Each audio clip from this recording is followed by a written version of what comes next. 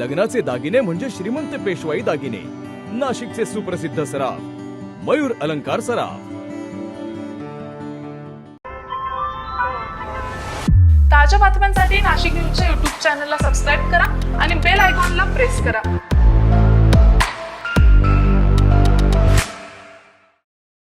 राज्यसभेच्या रिक्त जागेवरून राज्याच्या राजकारणामध्ये सध्या जोरदार चर्चा सुरू आहे।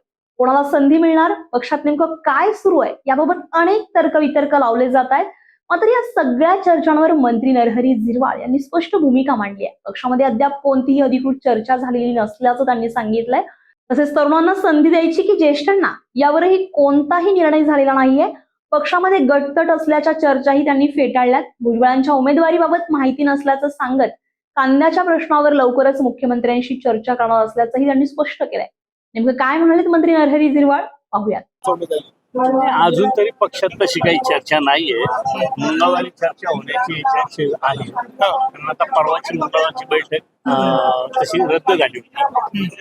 मंगळवारी काय निर्णय होईल तो त्या पद्धतीने होईल। मंत्री भुजबळांचं नाव देखील चर्चेत होतं। मागील काळामध्ये त्यांनी देखील खासदार होण्याची इच्छा व्यक्त केलेली होती, मात्र त्यावेळेला काही पक्षीय समीकरण होती आणि त्यामुळे त्यांचं नाव राहिलं होतं। आता वाटतं तुम्हाला त्यांचं नाव यावं म्हणून? नाव आलं तर काय आम्ही बरोबरच आहोत सगळेजण, नाव आलं तर चांगलंच राहील।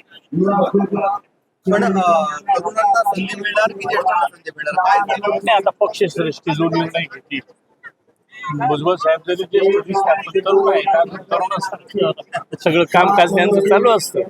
साहेब प्रकारची चर्चा त्यांना भेटून आणि कॅबिनेटमध्ये तशी चर्चा झालेली आहे का 1235चा जो रेट दिलाय त्याच्या खाली कोणीच येता कामा नये अशा पद्धतीची सक्त ताकीद दिलेली। पण 1200च्या वरती रेट मागतायत कांदा उत्पादक। 1200च्या वरती कांदा माल पाहून, कारण चालू वर्षीचा कांदा म्हणतात थोडासा म्हणजे माझ्यापेक्षा काका चांगलं कांद्यावर सांगू शकते, कांदा टिकून राहिला नाही। काय असेल, हवामानाचा दोष म्हणा, पावसाचा दोष म्हणा, म्हणून व्यापारी किंवा जे काही खरेदीदार असतील त्यांना थोडंफार मागं पुढे होत असेल त्या मालाच्या ह्याच्यावर, तर मला वाटतं 1200च्या वरही कांद्याचा भाव जात असतो। आता प्रश्न असा आहे, डिझेलची टंचाई आहे, एक तर दर वाढलेले आहेत, त्यामुळे ट्रक उपलब्ध होत नाहीये। आता व्यापाऱ्यांनी सोमवारपासून कांदा लिलाव बंद करण्याचा इशारा दिला आहे। त्या बाबतीत काका बोलतो, मला त्याच्यातलं काही माहित नाही। शर्यत बघण्यासाठी तुम्ही आलेले होता, पक्षातली आता शर्यतीवर आपण आलो। पक्षातली शर्यतीची चर्चा केली आपण। ही शर्यतीची सगळी परिस्थिती बघून काय वाटलं? राजकारण बरं की हे बरं? नाही, काय बरं नाही असं काहीच नाहीये।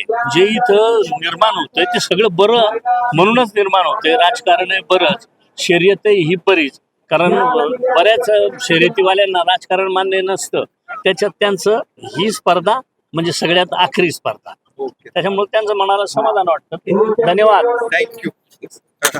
दरम्यान झिरवाळांच्या या स्पष्ट भूमिकेमुळे राज्यसभेच्या जागेवरील सस्पेन्स अजूनही कायम असल्याचं चित्र दिसून येत आहे। संजय परमार, नाशिक न्यूज, नाशिक। ताज्या बातम्यांसाठी नाशिक न्यूजच्या YouTube चॅनलला सबस्क्राईब करा आणि बेल आयकॉनला प्रेस करा।